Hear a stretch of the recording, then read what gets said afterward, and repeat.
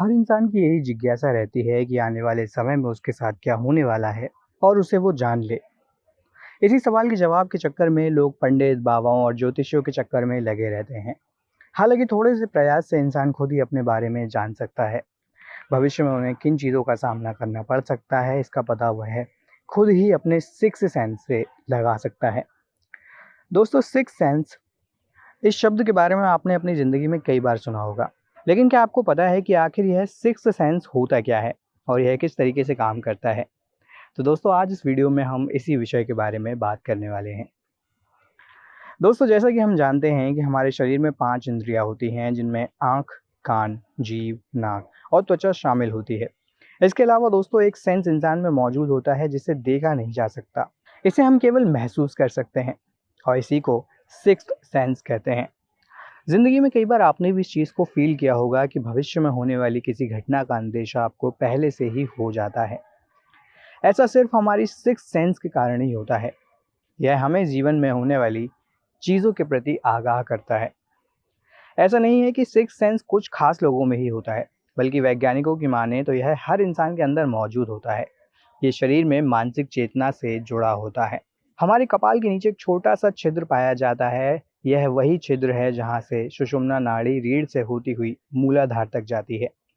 यही सुषुम्ना नाड़ी 7 चक्रों और छठी इंद्री का केंद्र मानी गई है।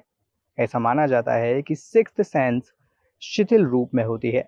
हालांकि इसे चाहें तो आप जागृत भी कर सकते हैं, लेकिन यह इतना आसान भी नहीं है। निरंतर और सटीक प्रयास में ऐसा किया जा सकता है। नियमित प्राणायाम से सिक्स्थ सेंस को जागृत किया जा सकता है।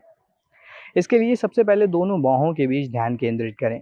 ऐसा करने से आज्ञा चक्र जागृत होने लगता है और हमारी छठी इंद्रिय सक्रिय होने लगती है।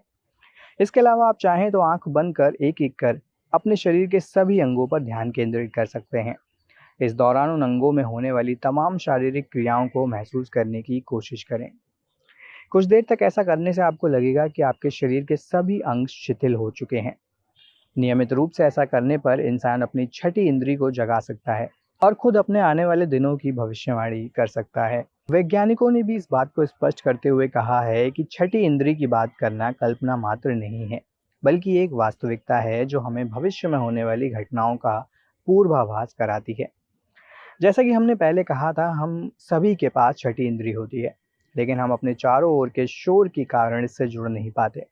अपनी छठी इंद्री के साथ जुड़ने का पहला कदम शांति से कुछ समय निकाल कर अपने अंदर की बात को समझना है।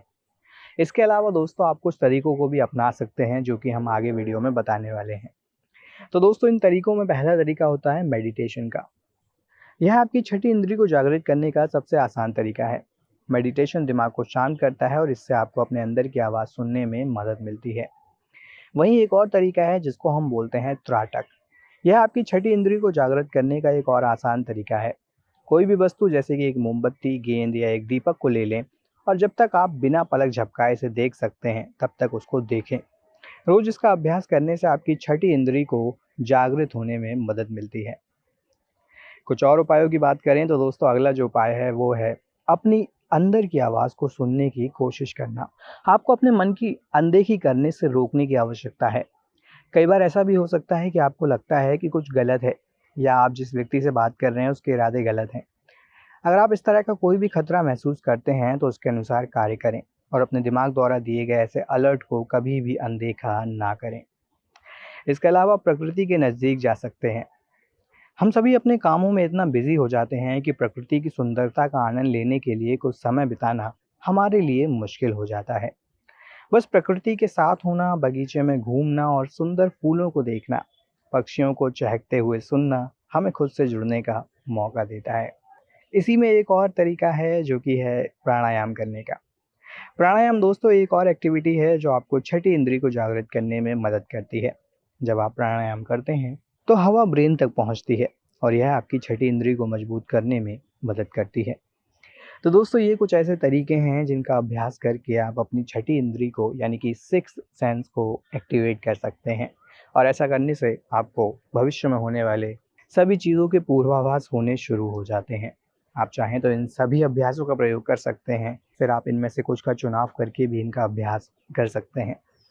तो दोस्तों इस वीडियो में इतना ही। यह वीडियो आपको कैसा लगा हमें कमेंट सेक्शन में कमेंट करके ज़रूर बताएं। वीडियो पसंद आया हो तो लाइक और शेयर करें और चैनल को सब्सक्राइब ज़रूर करें। तब तक के लिए आप सभी का धन्यवाद।